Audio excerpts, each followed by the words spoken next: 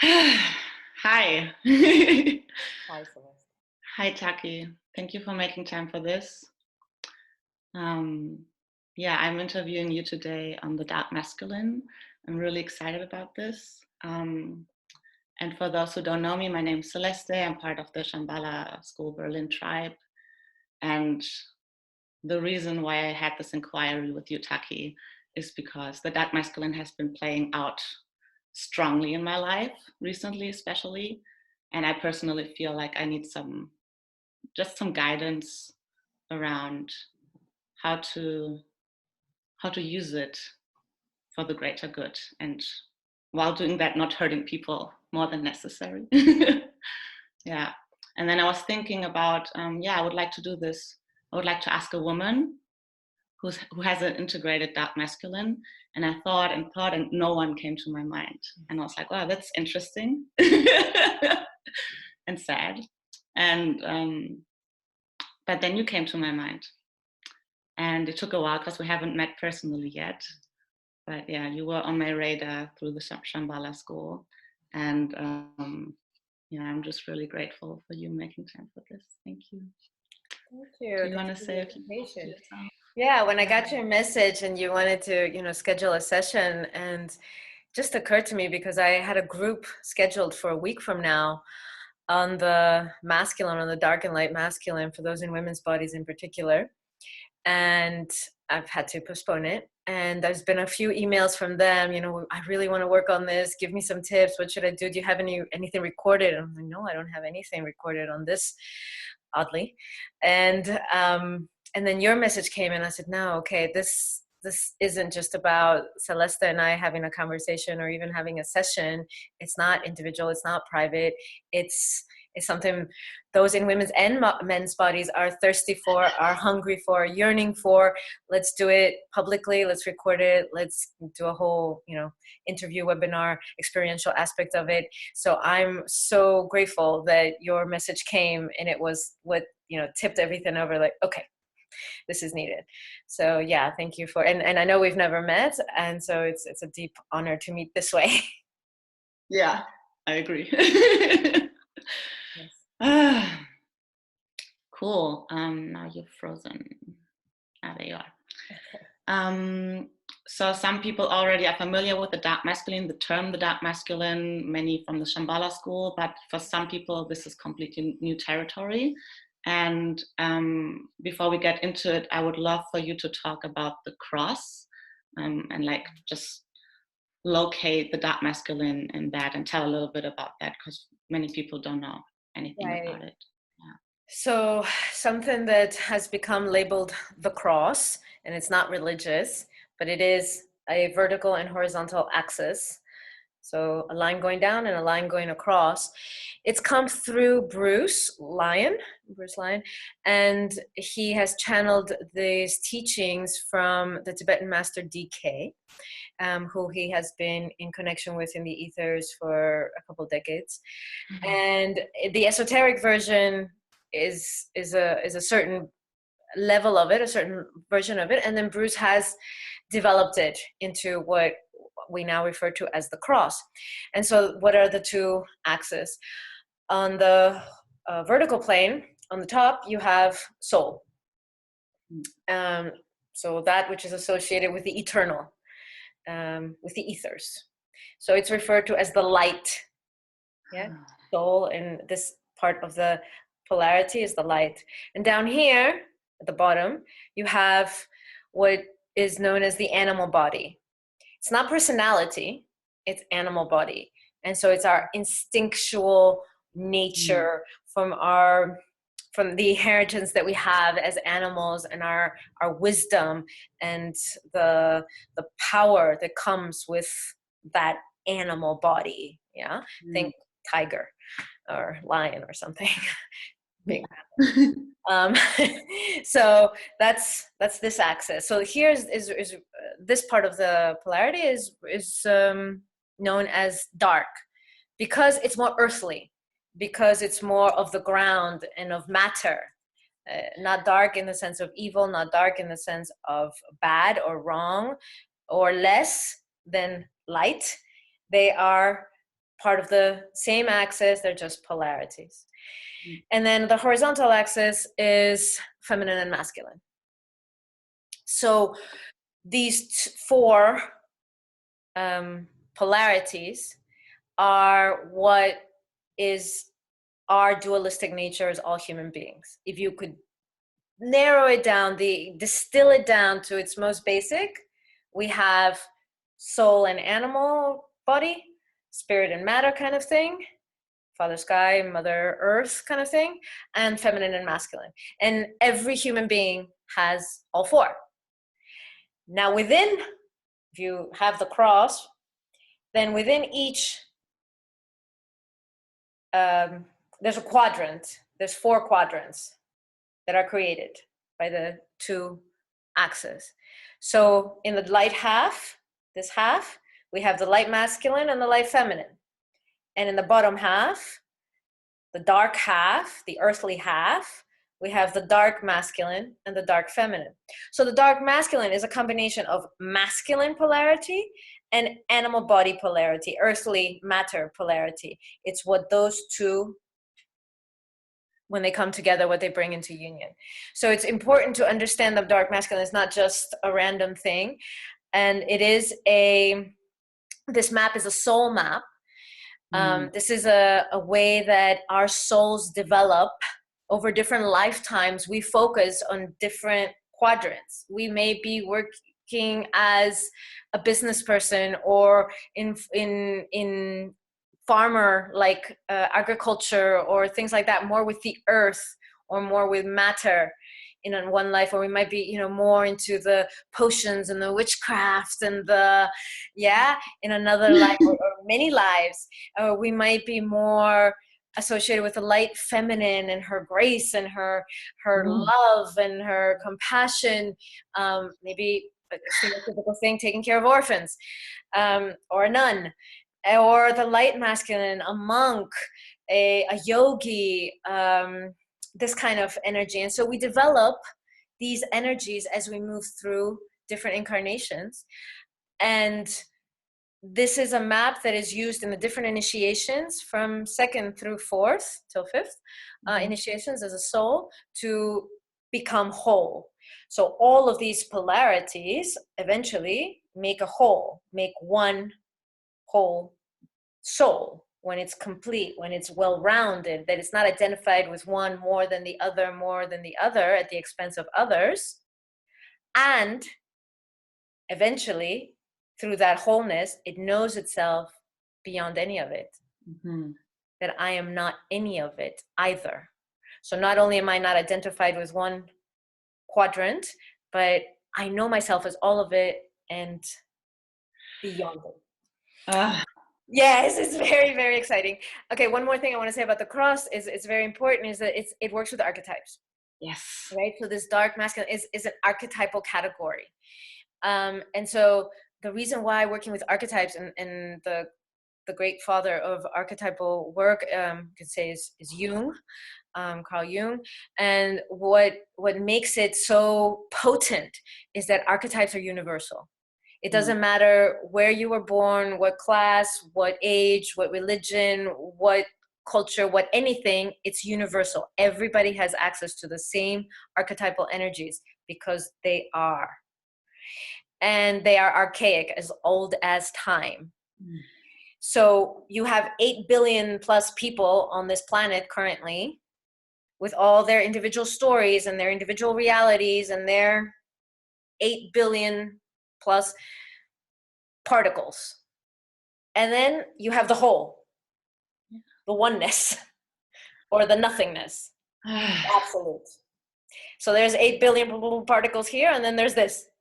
And so how do I get from this to this? So archetypes are one way. They're like a bridge. They're a very strong approach to how to get from your individual reality to nothingness or wholeness. So Jung, 12 archetypes, 24 archetypes. So the way I describe it is like you're served a piece of pie with 12, in this case, 4 pieces. Yeah.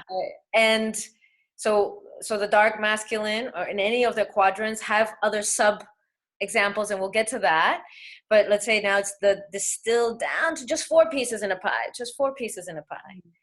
And you're given this pie, and so you eat one piece of pie, and you've digested it and let it yummy, yummy go through you. Okay, I've integrated that piece of the pie, and I can do that with all 4 pieces of the pie, and then that pie is me.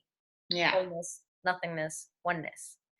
So working with archetypes, then it's not just about my little story with where I was born and what happened with mommy and daddy and my pet when I was 5 and this and that.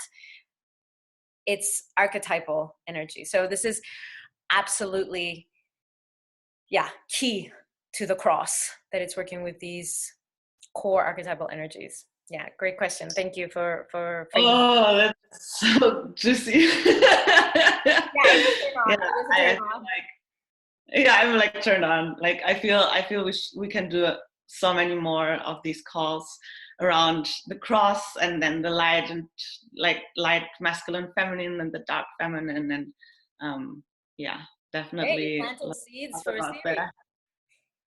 that. Yeah, let's do it. Sure. um, But so what the comes up a important, lot for people when they hear dark masculine, like the word dark. right. Um, yeah, so the Right. word dark, people get triggered by it. What does it even mean, dark? Is it the same as shadow? What's the whole point about the dark? Can you say a little bit about that? Yeah, this is very, very key, very important. Thank you. Um, so we are used to our vocabulary over the past 2000 or so years has been much more identified with the light, and I put that in quotes because there's baggage with that term. The light being better, being more, being something we aspire to, being something that you want to, it's like there's a ladder and you're going to go towards that. You're walking up the stairs towards that, and you're leaving behind darkness.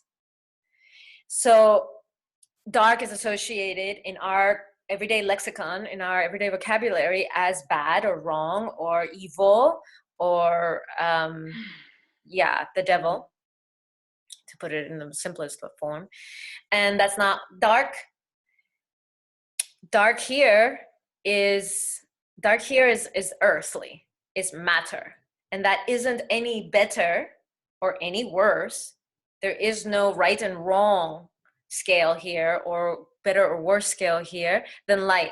They're just polarities, and you enter into either one of those totally and fully, you will come out on the other end for sure. Mm-hmm. That's how polarities work.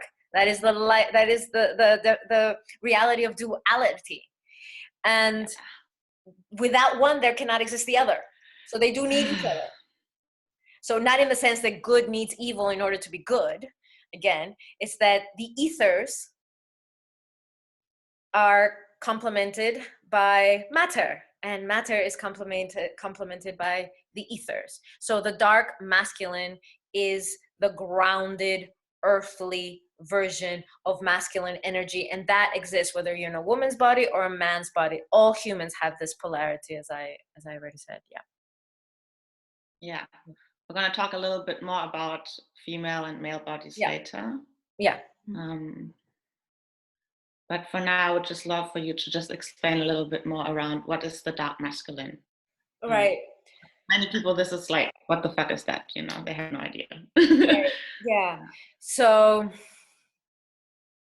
the essence of the dark masculine, the essence of masculine in general, is presence. Yeah. And there are some qualities of the masculine in general. We can say there's the quality of clarity or penetrative energy. You think of the sperm, for example, which represents the masculine. It's this kind of penetrative. Where with the light brother, the light masculine, it's penetrative consciousness. Yeah. Through the illusions of matter, to knowing who I really am, that eternal being that is here with a purpose. And that's the light masculine, the light brother. And the dark brother says, I stand for that. That which I am, I will stand for it. And I will stand for it no matter what. I will stand for truth. I will stand for the sacred. So the dark masculine can be summarized as truth, right? And power, because you've got the power of matter behind you, animal body behind you, under or supporting the dark masculine, in the service of love. All four quadrants are an expression of love because they are soul expressions. They are archetypal soul expressions. So all soul expression is love. So by definition, all of these four archetypes, including the dark masculine, which is where most people get hung up that that isn't love, and we have to somehow make it more loving. And actually, we just have to see the love in it, but also the healthy aspects of it as opposed to the unhealthy. The dark masculine is an expression and is in service to love. So truth plus power in the service of love. So some healthy, let me give some qualities of the healthy dark masculine. I mentioned the clarity, focus, the sense of being able to stand for what is right or just or sacred, the whatever the values are. Also the ability to get shit done. From the material plane, it's the one that creates businesses or can build houses, or it's the farmer working with the hands and creating, manifesting in material plane. It's also the part of us, the energy of us that can claim what is rightfully theirs, because I am supported by earth, by matter. And so whatever is mine to claim. There's not like, oh, can I, may I, should I, am I good enough? No, there's none of that. It's, I come from this, therefore I can claim my inheritance. And it's unapologetic about it. This is a very important point. Unapologetic. There isn't this little like, oh, well, but if I could just, no. It's very clean and clear. I am claiming this. Yeah. Let me go through some of there's like 4 key or 3 key energies that the dark masculine has. One is cutting through bullshit. Fuck yes. Easiest way of putting it. Yeah, so it's cutting through. The way the light masculine does it is through the illusions of matter, but it's through consciousness.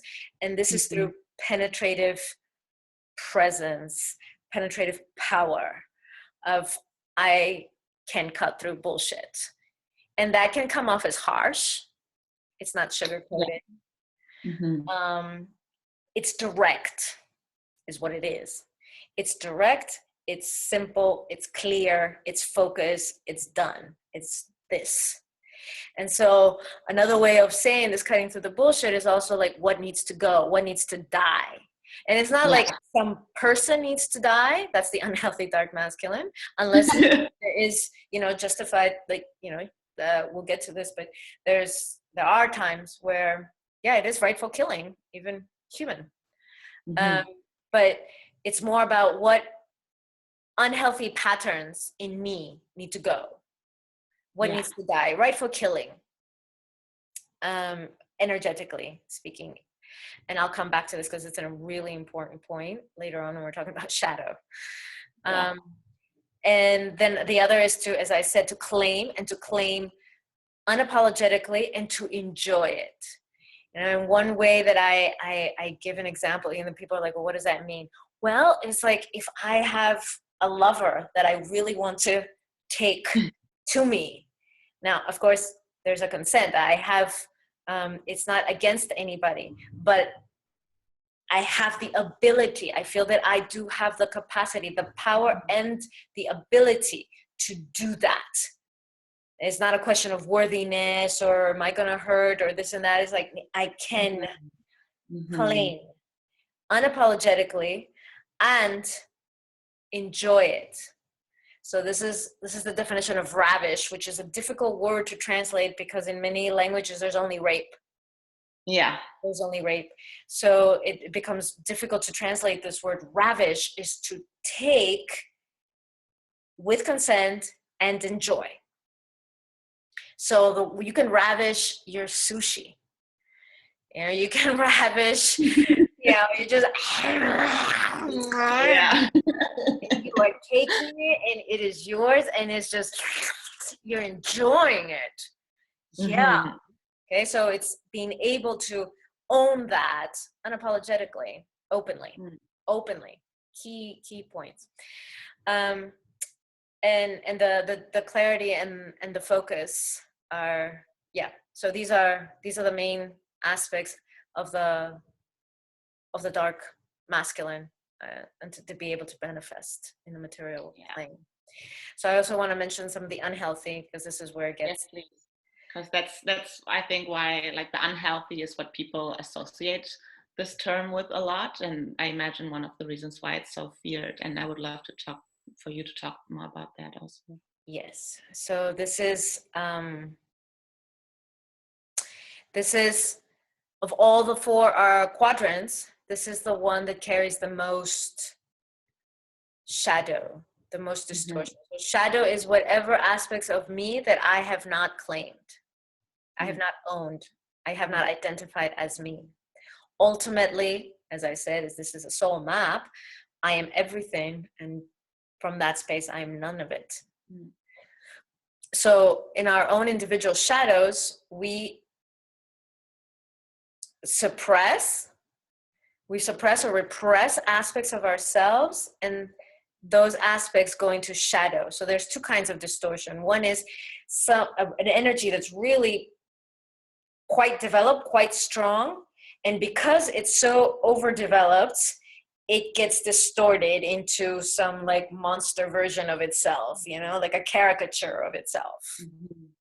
So that's one kind of distortion. And the other kind of distortion, and this is all based on Jung again, is stunted, where something didn't have a chance to really flower into its fullness, to really grow. It got stunted. It remains smaller or immature. So every quadrant has those as well. So for the distorted shadow, overgrown and out of control sometimes, and this is where the fear comes in, is the dark masculine yields power. But when it does so unconsciously, power without presence, then we have problems. So then it's very simply explained, it's power over.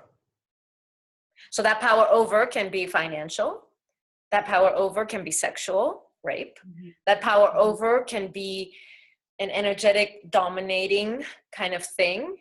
It can be putting someone down verbally, abusing. It's a power over move. However the details of it may express itself. So we see that a lot in governments. We see that a lot in our economy.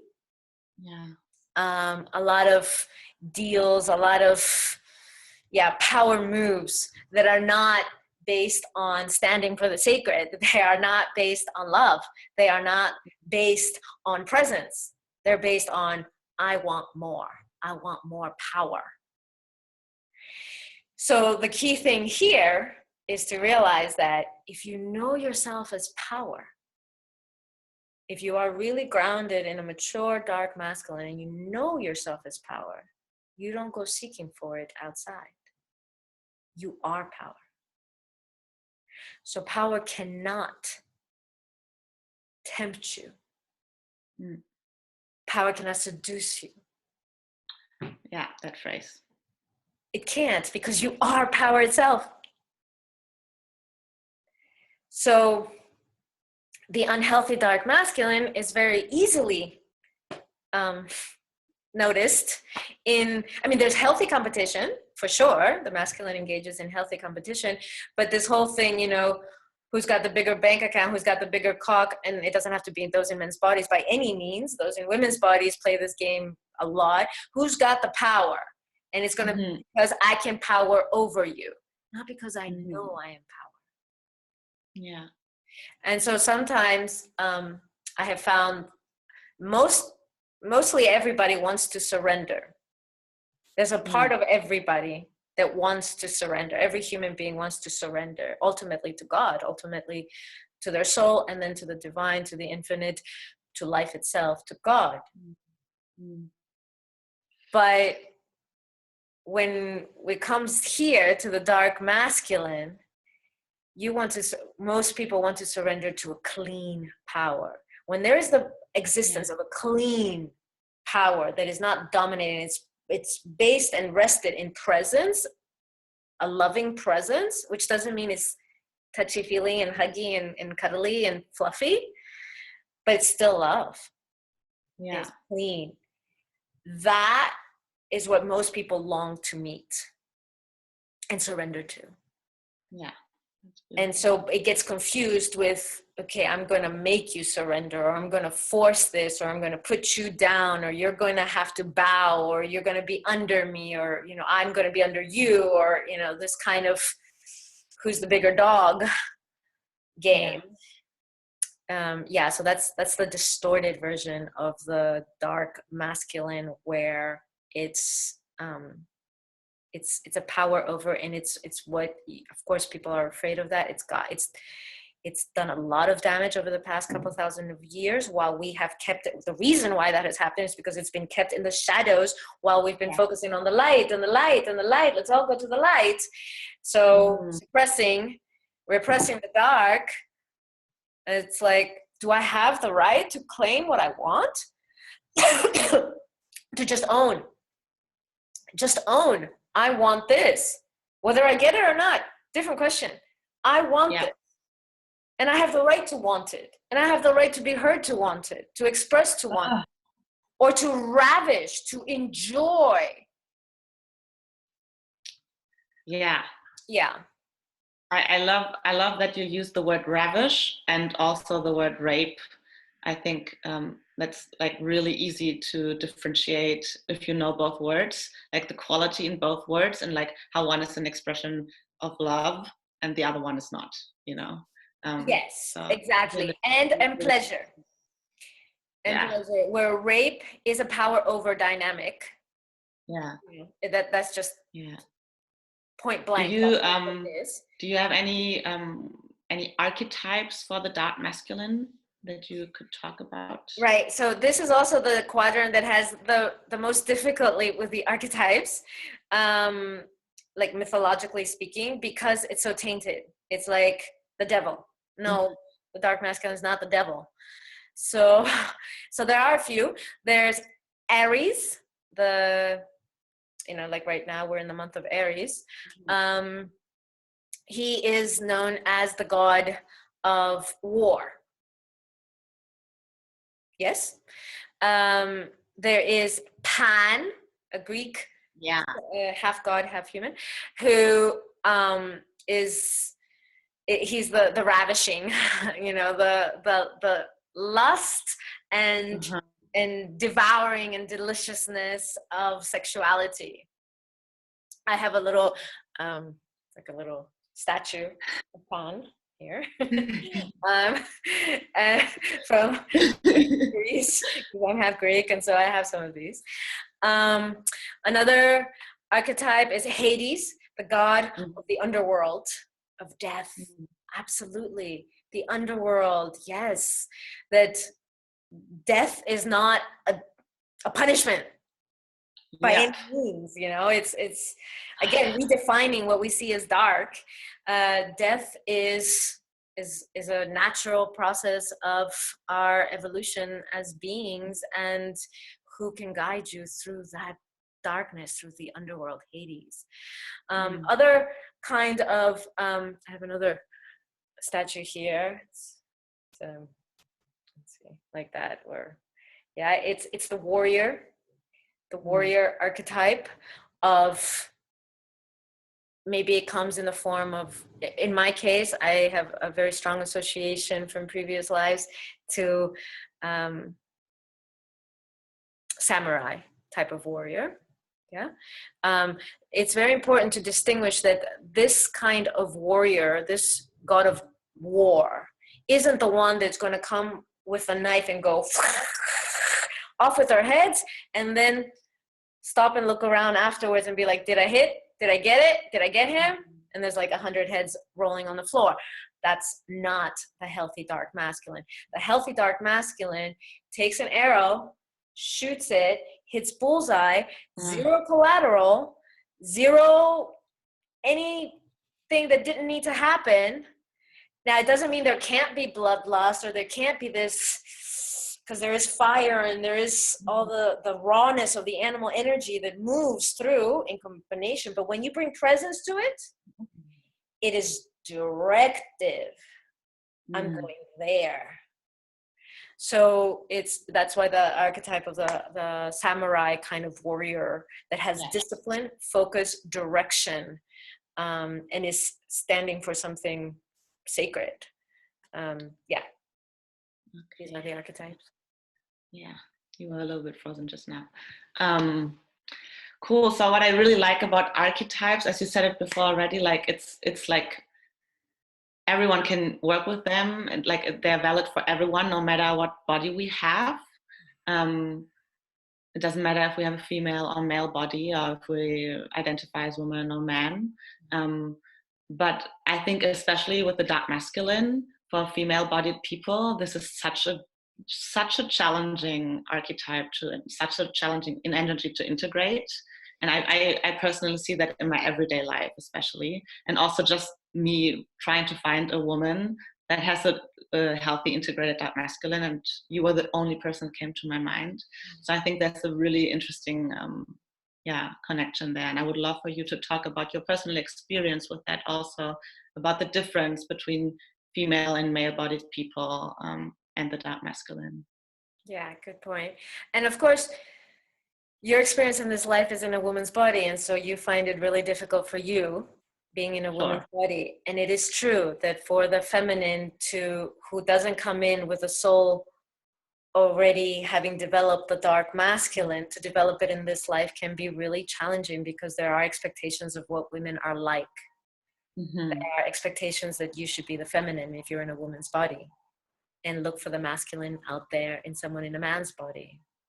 And that's been, unfortunately, the inheritance we've gotten. And if anything, if you're masculine, then it's like, okay, I'll be the dad and the mom, but am I going to be the samurai? Then I'm just, I'm not surrendering to my feminine. I'm not woman enough, or I'm, rejecting my femininity or something. Like there's a trade-off. There's like a at the expense of, which isn't true. As I said already, when you go into one polarity, you come out at the other. It supports, the more you go into your masculine as in a woman's body, the more you support your feminine, and vice versa. And this applies also to men's bodies. But I also want to say, just real quick, that it is also very hard for those in men's bodies to integrate the healthy dark masculine, because all the examples are of the abuse of power, from our governmental leaders or business leaders to probably our own fathers and other men in our lives, that we have grown to associate the masculine with those in men's bodies. And we've been fed those in men's bodies and women's bodies that a cock is a weapon and can cause harm, because it has. But not only, it's not the only thing it has done, but there's an inheritance. And also because of all collectively what we have done to repress this energy. If a man someone in a man's body tries to step into the healthy dark masculine, or is born into this incarnation having already carrying with him a dark masculine that's been developed, he will be shut down quite quickly. I am grateful that, because I did come into this, it's not something I've had to cultivate, it's a gift that I carry, a soul gift that I carry from previous lives. And I have asked myself, if I had been born into a body with testosterone kicking through and this much dark masculine, I already know how unhealthy my dark masculine was, and that I've had to clean. And that's just being in a woman's body where it wasn't seen or identified like very quickly, but in a man's body it would be. And then all the Yeah. testosterone on top of it. I mean, my heart goes out to those in men's bodies who want to stand in this energy, and the way society is so fearful of it because of its misuse. So one way of looking at it is, where's the best place to hide something? Where no one will go looking for it. Or the most obvious, one of the two. Mm-hmm. So I often think that if I had been born in a man's body and I had this dark masculine, I would have ended up some mafia like kingpin or something. Like I would be really like seriously misusing this power. So it was well hidden in a small female body. Yeah, and That's beautiful. yeah, it is beautiful. And it's also the way to preserve its essence, but take away, this is what I've understood, take away all its previous incarnation, its form. So while in previous lives I've worked with the shamanic path and the underworld, so in this life I was burned very early on as a 1-year-old in my body, and so I'm afraid of fire. Like, okay, shamanic, fire, kind of basic. Nope, no access. In previous lives, samurai and other warriors. In this life, I can't handle a knife. Like I purposely, there's one knife I use. My husband knows not to sharpen that one. He sharpens all the other ones, uses all the other ones. I will cut off my finger. I am reckless, like horrible. I can't, like I have to, it's really, yeah, it's pretty funny. It's exaggerated that I've been stripped of all form of external dark masculine and been left with its essence. Yeah. Wow. Yeah, so then I had to understand what is the dark masculine in its essence, and that essence lives in everybody, whether we activate it or not, whether we can connect to it or not, or want to or not. That essence lives in everybody, and of course it will look different in different people. So what I have understood is that once I started to get in touch with this energy, it was unhealthy, because again, I was trying to repress it. I was trying to like hide this huge elephant behind this little body, being like, you don't see it, do you? You don't see it, do you? Right? And of course it would come out here and there. And what I was met with was many in men's bodies who wanted to compete or put me in my place. And that's how I knew that it was still unhealthy. Because when power walks in, power walks in. Yeah. There's nothing to compete with. There's nothing to put in its place. Yeah. Like, it just is power. Yeah. I know that now, but I didn't know that then. And another thing that I have found interesting being in a woman's body and having a strong dark masculine, even now that it's healthy, is it's a rare man that will, if he's in touch with my dark masculine, or my dark masculine is active, that energy is active in me in that moment, sexual energy goes to minus below zero for the man. Yeah, that's interesting. Yeah. I can relate to that. Yeah. Yeah. So it's also something why women, kind of those in women's bodies, want to shy away from it, be like, oh, I don't want to scare off my if you are in a relationship with the opposite sex, I don't want to scare off the dude, because, Yeah, totally. right. So it's also something I've understood, that like as soon as like my dark masculine's out, it's like we become buddies. Like it's a fraternal, horizontal kind of thing. So it's a rare man that finds this sexy. But that whoever finds the dark masculine sexy is because two reasons usually. One is they have a healthy enough dark masculine in them that they're like recognize each other, like yeah, give me that. So when power walks in, power recognizes power. It doesn't matter what package it comes in. Yeah. It certainly doesn't have to like, ooh, me Tarzan thing. That could be further from the truth. Or it's because their own feminine, it doesn't matter if you're in a man's body or a woman's body, their feminine is like, Yeah. This is what I've been waiting to surrender to. Mm. Clean power has walked in, or presence with Mm. power has walked in. This solidity, this Mhm. oof, doofness. Ah, And it's like, oh, yeah, yeah. like let me melt or let me melt and become, little drops that Ah, person. Yeah. So this is what usually happens with the dark masculine. And it doesn't matter if it's in a man's body or a woman's body, but when those in men's bodies don't understand what's happening, it's all happening mhm. unconscious. It's all happening under the radar, just in um, energetically. Then it can trigger like, who's the bigger dog? Who's got the bigger Yeah, dog? sure. Who's going to win here? Who's going to be, so in charge?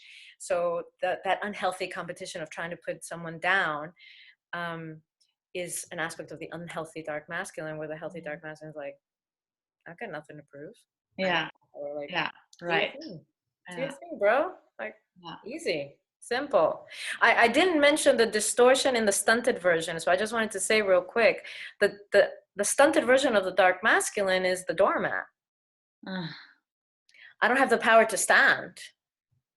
I easily go into, submission, which is different than dom submission kind of game thing where there's consent and it's a role playing. But this is like, I can't stand in my power.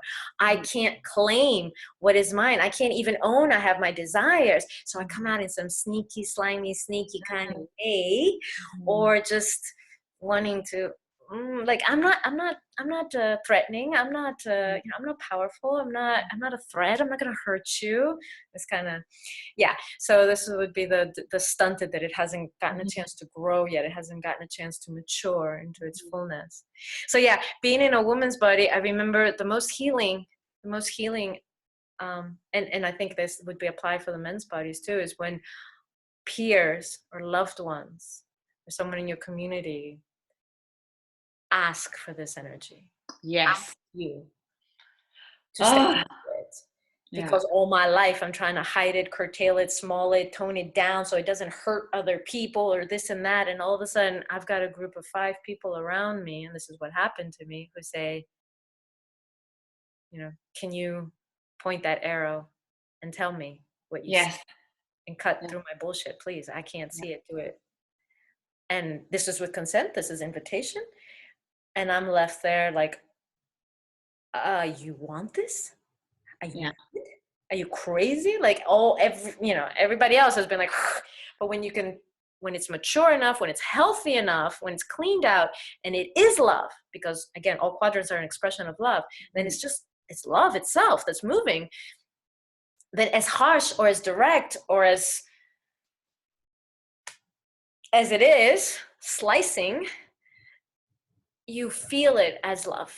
And that was the big healing for me, being in a woman's body trying to hide it. And I would imagine it's the same for being in a man's body and trying to hide it, Mhm. is that when you've cleaned it enough and you know that it is love, and others can recognize it as such, and to be honored in that, and to be invited Mhm. to Yeah. stand in that, to stand in a leadership that is coming, a leadership position, or some kind of standing for the right, um, or for love, in a way that others can respect. And the thing with the dark masculine is that he will stand, even if he's standing alone. He will stand.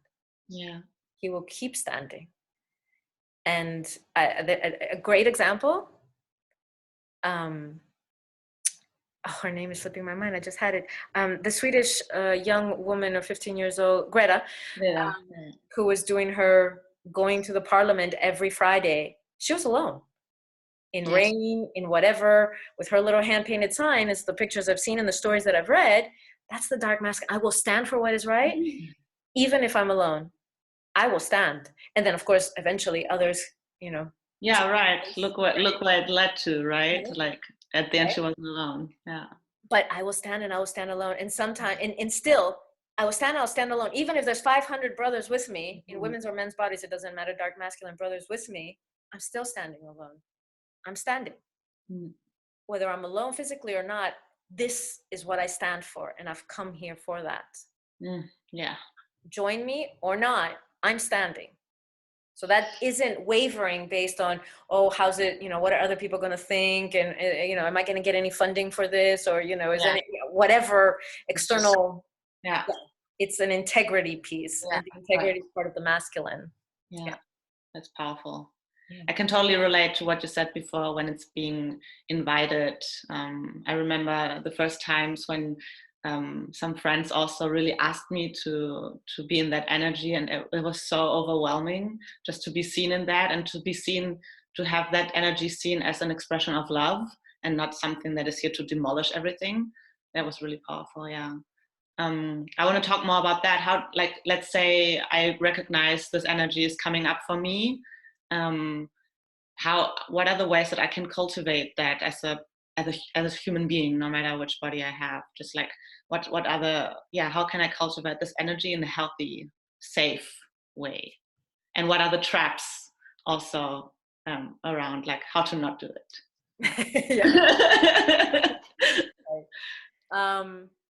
So one of the important things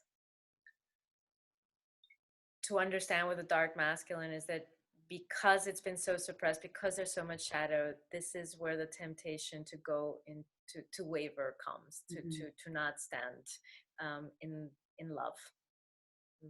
So it is and probably because of my background, my previous lives background with associated with the samurai, that I am very strict about this. Mm-hmm. So what I'm going to say can sound really excessive, perhaps, but for me, it is absolutely essential to undo or to rewrite the wrongs. Yeah, bring it. Yeah, because when it's been like, oh, but I don't really have to, and Yeah. that's where damage gets caused, because he's got power. Yes. He's got a lot of power. So number one pitfall, or there's two pitfalls, huge ones to avoid. So the way, let's say, if you feel like, if you can associate, if you can connect to the metaphor of a sword or of a arrow. Yeah. So I will not lift that sword. I will not take my sword out. I will not pull the arrow back if there is a personal trigger. That takes discipline. Takes a lot of discipline. I will not engage externally when I am personally triggered or I have a personal vested interest.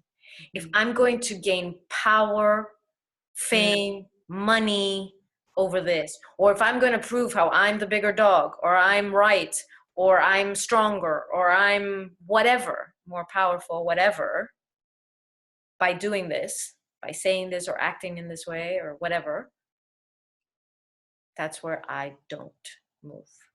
Yeah. And that takes a lot of discipline at the individual level to understand that. Is like, but no buts. That's actually part of the training. That's how the dark masculine gets cleaned. That is the cleaning process. Is if there is that personal vested interest or trigger, I point that arrow or that sword in, not out. In, always in. Yes. And I remember the first time I shared this, it was in the Berlin group, the Shambhala School Berlin group, I don't know, a year ago it was. I remember saying that, and I was like, like, and people were like, and so, yeah, that arrow's got to go in before it ever gets drawn out. So when it goes in, it's not going in and cutting off one of your own arms, cutting off your own head or something. It's not against me as a being. It's against some pattern, some illusion of self that needs to go. And that is the most loving expression of the dark masculine. What is its gift of love is that this needs to die. This This is needs to so go. And this needs to go yesterday. I'm not going to be thinking good. about it. We're not going to talk about it. We're not going to hold it. We're not going to sit with it. Ah, None of that. yeah. Now I stand and I hit bullseye now inside. So if I have a trigger from something that's going on out there, it means something inside of me needs cleaning. What is Yes. it? Yes. With the clarity of the masculine, seeing it clearly. Illusion curtains parted. Yeah. Seeing it. Then with the arrow or sword or whatever the analogy that you can identify with that energy, penetrative power presence of the dark masculine, I aim.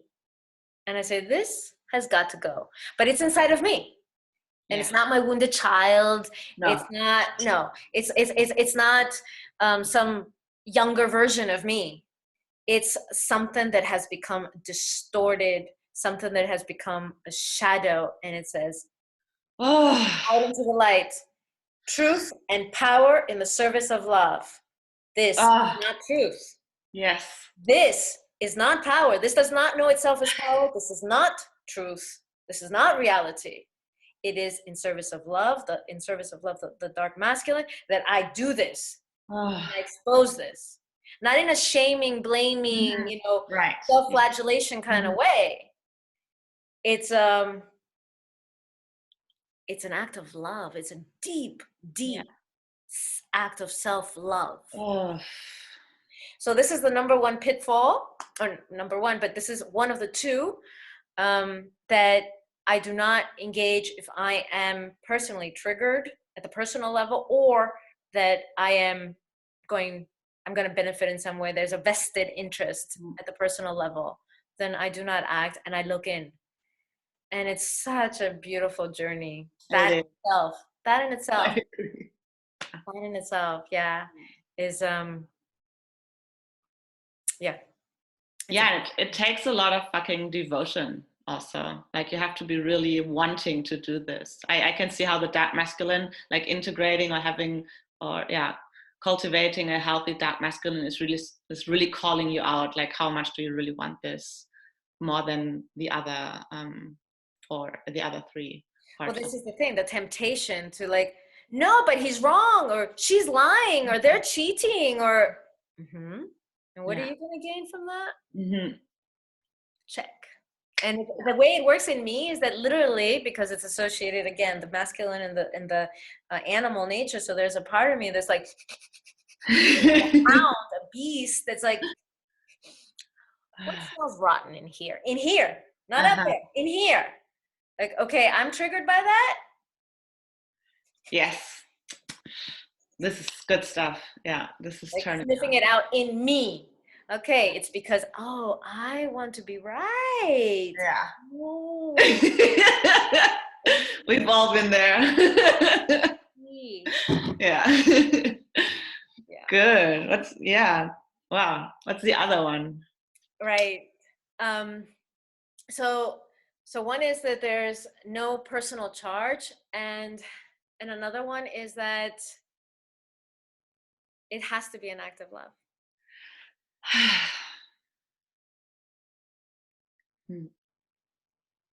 Yeah. If I waver from that, if I forget, or if I see it as like just harshness, if there isn't, and again, the love isn't a fluffy, huggy, kind of cuddly version of love.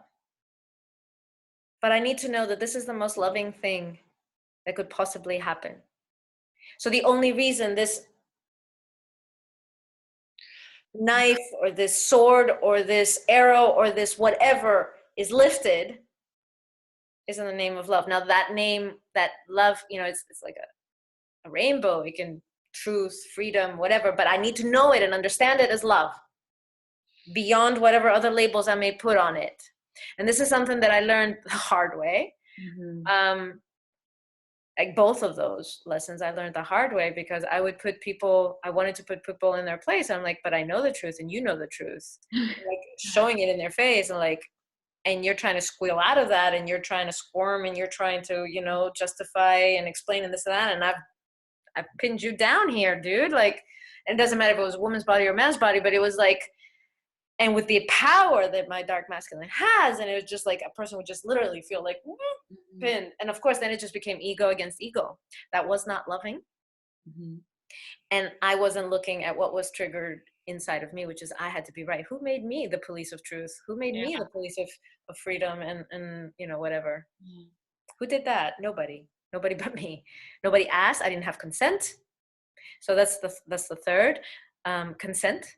I know I said there were two, but the third is consent. That this is where it gets a bit tricky. Mm-hmm. So does that mean I need to ask permission every time to start off? Yeah, you do. Every time that you're going to let this energy come through, whether it's sexual, whether it's energetic, whether it's whatever. Mm-hmm. Speaking your truth in from that space of like, okay, well, this is what's going on.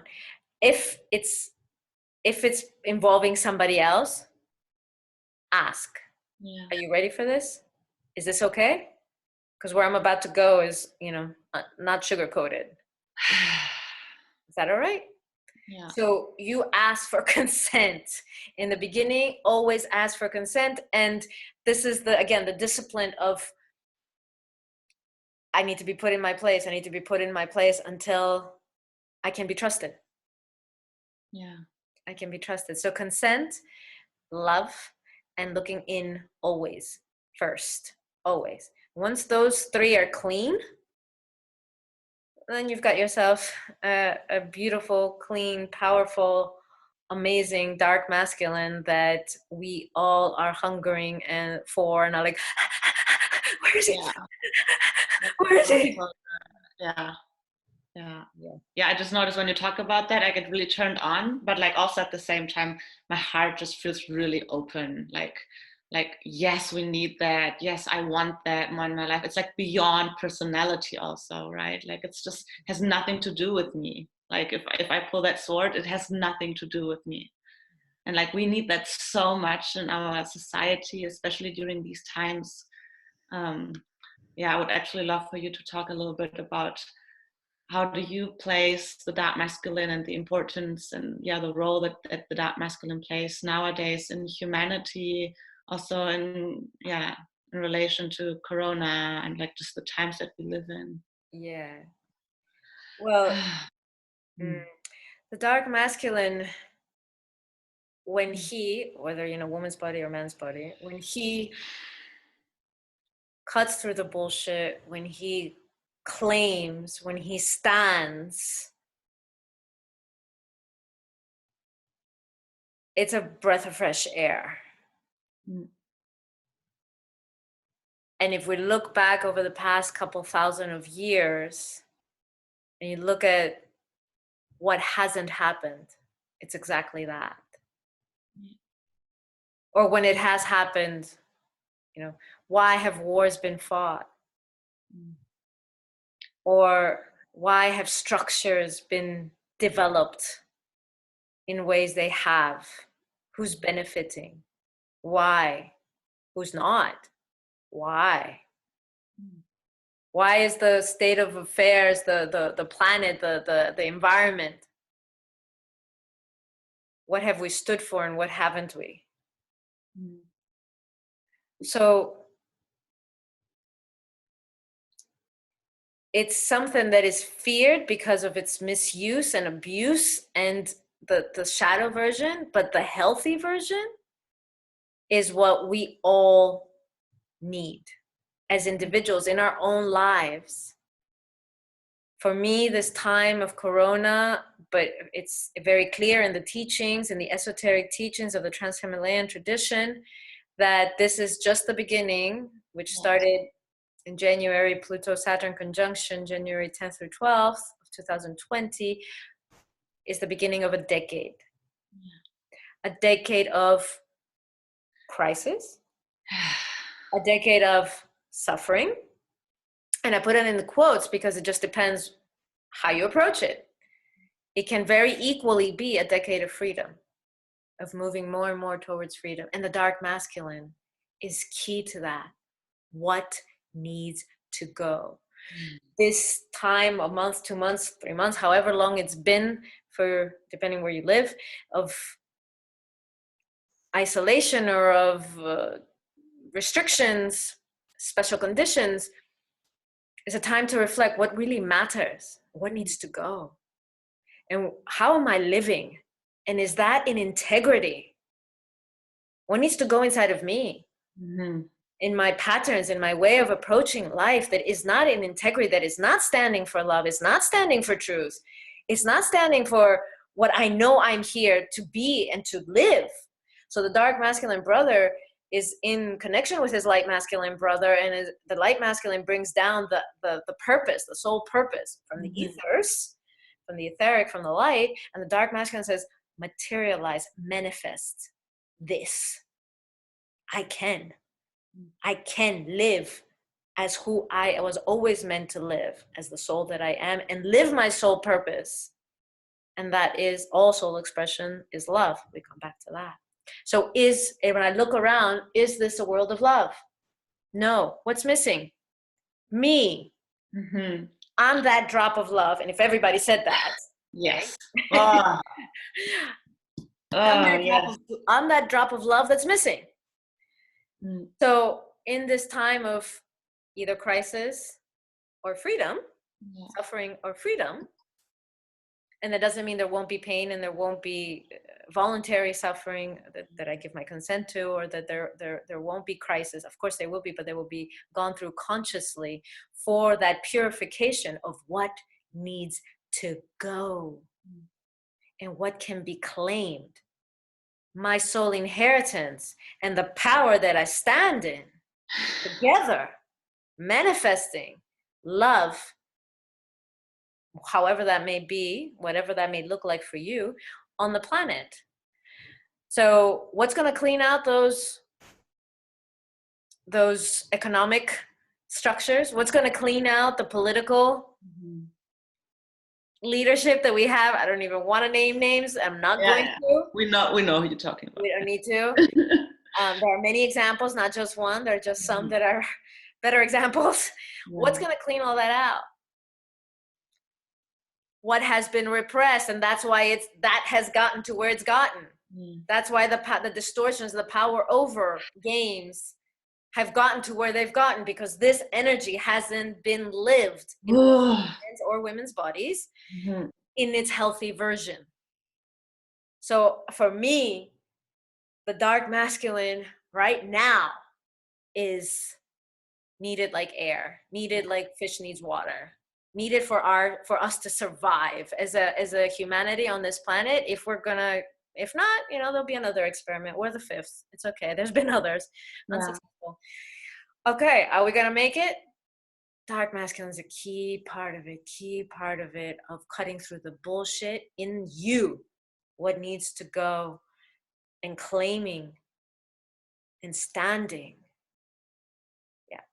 So it's so important to support each other, to stand in that, instead of projecting the fears that we have inherited over the millennia around this. And also just to say that there is the version of my dark masculine, just like any of those quadrants, my light feminine, my dark feminine, my light masculine, my dark masculine. So this is how that energy plays out in my daily life, in my individual personal self, and even in my soul expression. So for example, my partner's dark masculine is a beautiful creator of material things. So he has businesses, and he makes bronze statues, and he builds boats and houses and things with his hands, and he makes them and he creates. And so it's a beautiful expression of the dark masculine. My dark masculine is not that version. Mine is more of the samurai version in its essence, and the underworld version. So everybody's dark masculine will have a different flavor and expression of this quality of truth and power in the service of love and of standing for the sacred and claiming that. So that's my, and then there's Yeah. the dark masculine. And that's the archetypal energy. And when we clean enough of our own, my dark masculine, how it expresses itself, then the closer we can get to that bridge that I was talking about in the beginning of the archetypal energies in and of themselves, where it's no longer me, but it's Pan, it's Hades, it's Aries, Yeah. and or Seth. I remember we were in Egypt recently, and I overheard a tour guide saying, "Evil Uncle Seth." Evil Yep. Uncle Seth. And so, however, my version has its own distinct flavor, just like our unique experience in this incarnation. But then there's and to tap into the archetypal energy also is something that we need Yeah. in this time. Let Ah, more and more of that in, and let that guide, that archetypal energy guide. But that can only be done when you've cleaned enough of your own shadow, yeah, and distortions. And yeah. those are the two ways, the ones I mentioned, the three ways: the Yeah. love, the trigger, and the consent. Yeah. Yeah.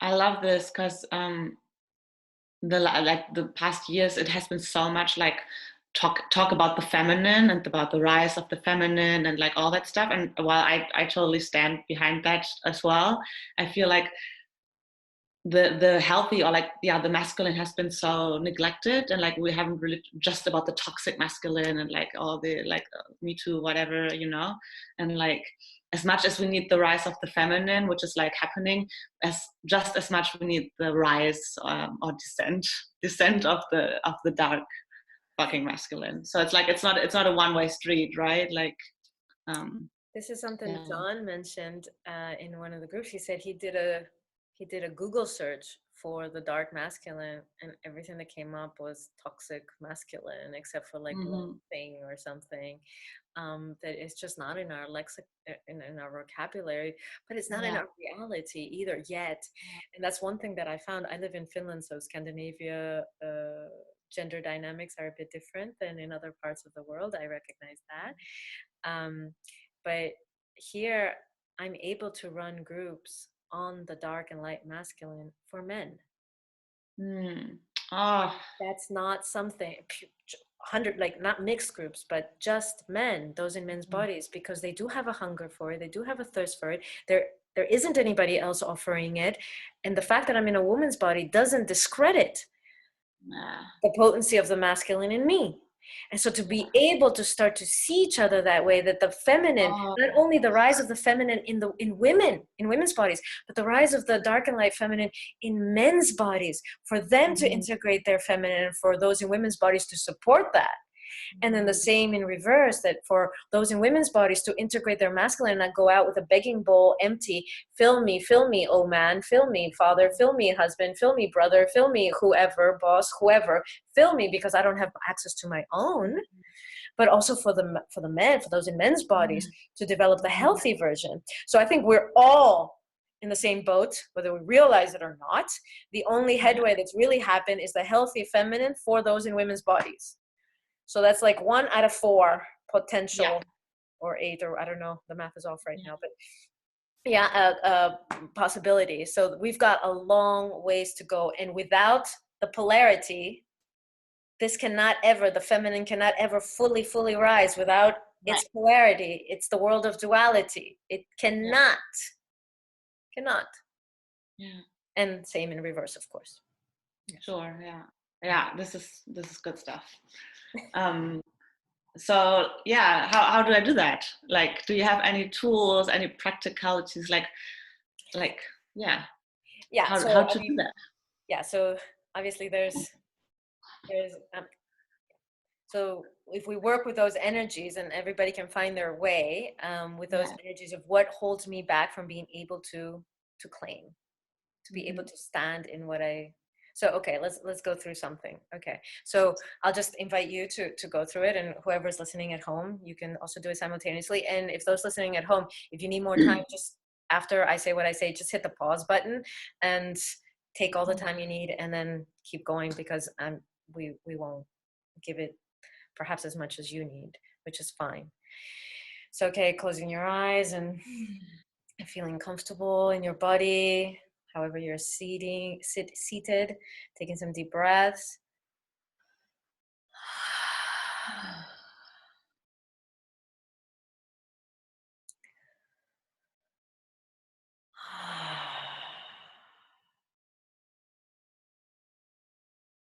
And so to first go into the base, whether it's visual or you put your hand, cup your hand underneath your sitting, where you're sitting, your perineum, or your genitals, and just feeling that the weight of that and the oof of that, the solidity and the firmness of that. Taking some deep breaths, and it's like as if your base is breathing in and out. In here, connecting now to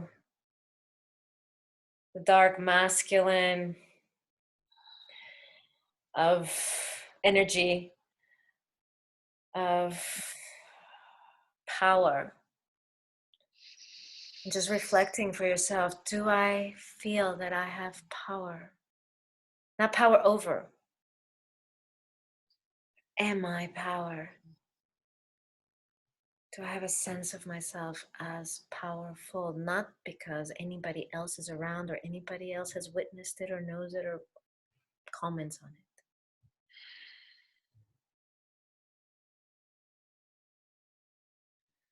And it's going to be a simple yes or no. And once you have that, if it's a no, I do not know myself as power. What is in the way? There's some belief or some fear. Maybe it's I fear that I'll misuse it. I'm not trustworthy. Maybe it's a belief that I'm not good enough, worthy enough.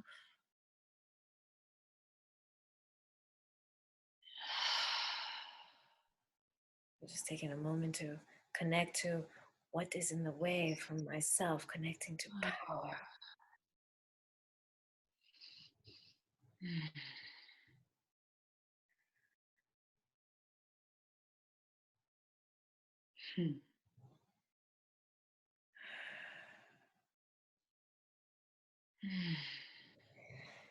And just relaxing, taking a deep breath, letting that go, and letting the focus on the base go, and shifting now the focus to the heart. Heart center, where most of us associate love.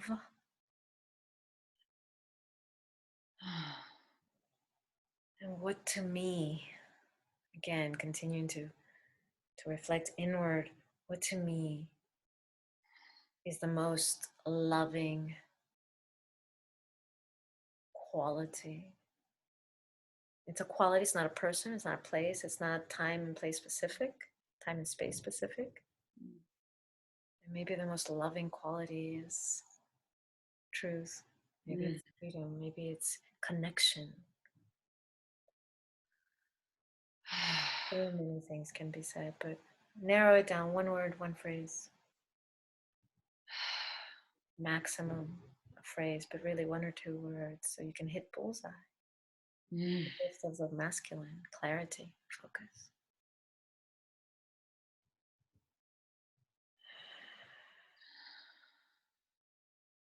Now knowing that this is the quality, the expression of love that would permit me to move my sword or pull back my arrow or lift my knife.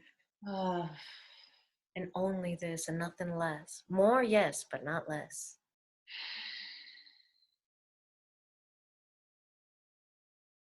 And then pointing that arrow or that sword inward.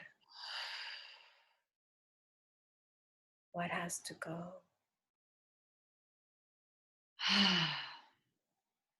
What bullshit of my own, what illusion, what pattern of keeping myself small and disconnected from my own power. What needs to go?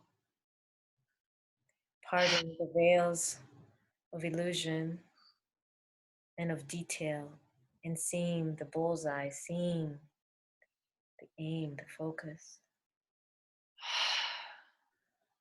And are you willing? And are you ready to stand for this love? Because this is what's in the way. This is what's got to go. If the answer is yes, if the answer is no, that's okay. Stand in that cross, that feeling torn between being knowing and not being able to. That's okay. Sit in that. Stay with it.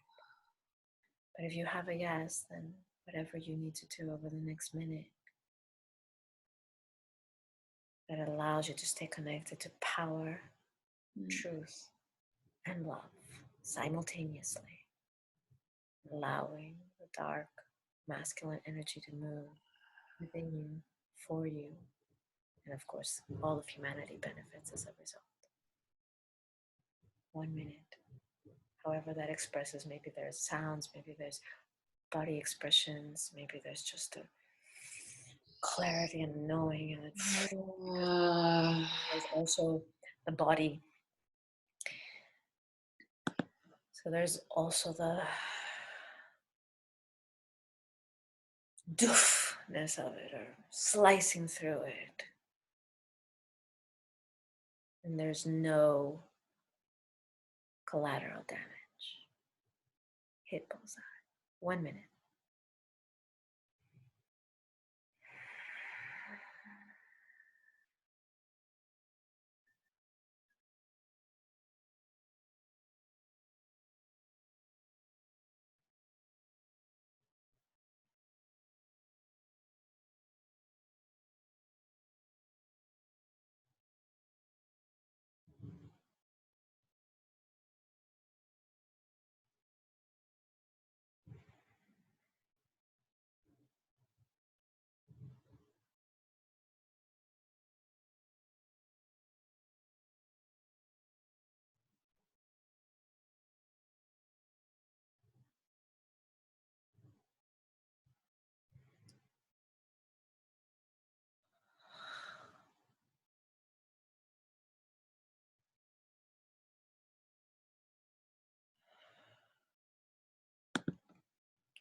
Unapologetically, openly.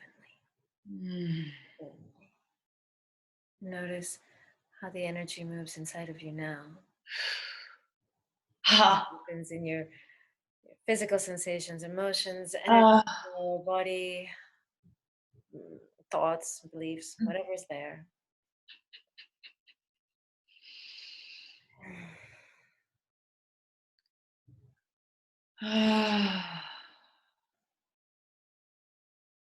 This is a very simple and yet absolute, powerfully, a powerful practice that gives us the essence of the energy of the dark masculine, no matter what body you're in. Oh.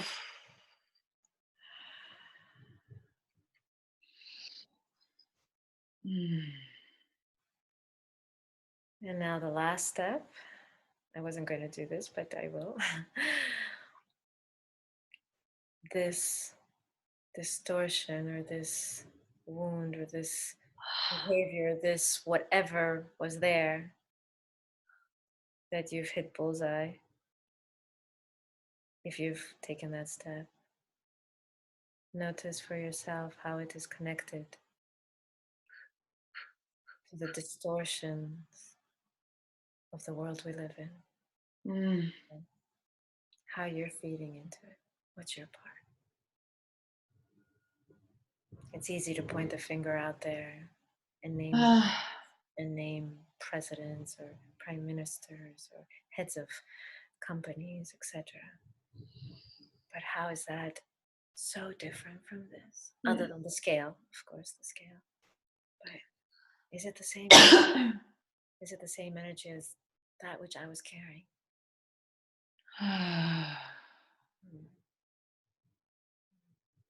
And this will answer for yourself why and how much the dark masculine is needed today in its healthy version in all humans, men's bodies and women's bodies.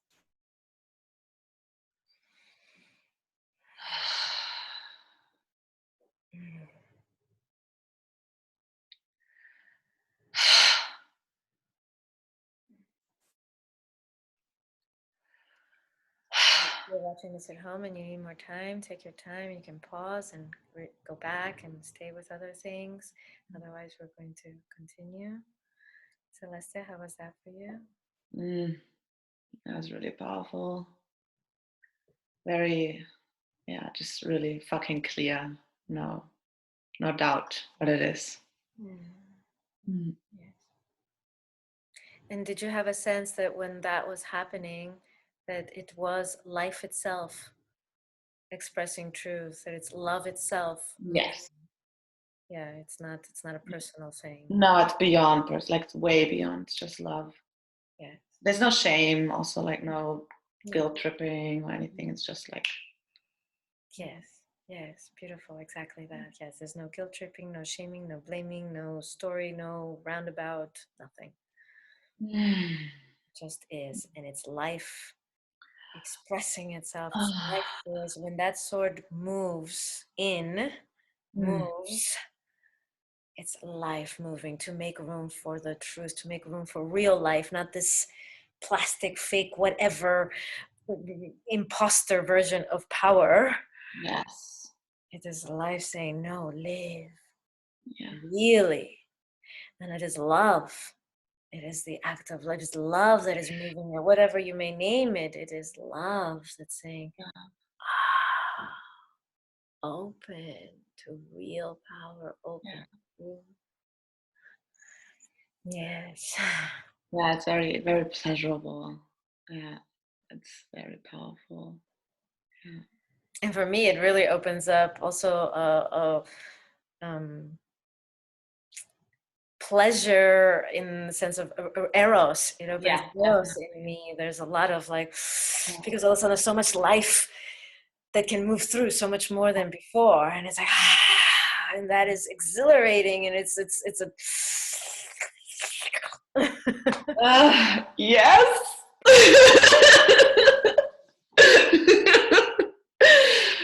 Oh God, that was so juicy, so good. I feel really very connected to my heart right now. It's a very easy practice, very easy tool to do at home, just by yourself. Yes, just by yourself, and that's the whole point. Practice with yourself Yes. over and over again. And one word of caution here is, and you named it. You said there was no guilt, there was no shame, no guilt tripping, no shame. If we're not coming from a clean, dark, masculine space, we're not aligned with love and truth and real power. It can be a self-shaming, a self-hurting, a self-bashing. Yeah, like this stupid part of me or Yeah. something of that energy. And so just to be cautious of that, because if it feels at all that there's any shame or blame or guilt or badness, wrongness that has to go, then you haven't aligned. Yeah. Then it's that unhealthy part that's yielding the sword, and that unhealthy part cannot yield the sword. It's like the Excalibur. No, it's like it cannot pick it up. Only the real king can. Yes. Only real love can. So Ah, that's the analogy, the metaphor. Yeah. wow, this is really really helpful and really touching me. I feel so nourished and also so empowered to keep on walking this path. I know that I have a very strong dark masculine, and I just really like, yeah, this is just this like this entire talk was really helpful for me, and I imagine for all the people who are watching this. Another thing I want to say that you're reminding me of right now, and that's because I feel that there's emotions there Yeah. for you. And it's not that the dark masculine doesn't feel. Yeah. So I want to be clear also with those watching the replay that, it's not this harsh, cold, Mm-hmm. knife wielding, death bearing. It is all those things too. Um, but when it's connected to love and truth, It's like sometimes that sword is yielded or that arrow is shot weeping. Mm. That in spite of myself, I know what I have to stand for. I know what I have to say, or I know what I have to do. Yeah. And this hurts me so much at Yeah. the personal level. This brings fear in me, or this shakes me, or this whatever. And yet still I stand with tears in my eyes or with knees shaking. Still I Yeah. stand. Yeah. Still I stand. So it's not to think that the dark masculine doesn't Yeah. Yeah. Thank you. feeling. Yeah. It's pure fucking love. It's really, it requires so much commitment, Yes. and you have to come from love to be able to deliver this kind of commitment. Otherwise, you will eventually fail, or like, yeah, just drop out. You'll either drop out or you'll go into one of the distortions. Mm-hmm. Yeah. So this is where you reach out to others, like Yeah. you did with me, or there are people, especially in the Shambhala school, also that, and we all have different expressions, like I said, of the dark masculine, and you reach out and get support.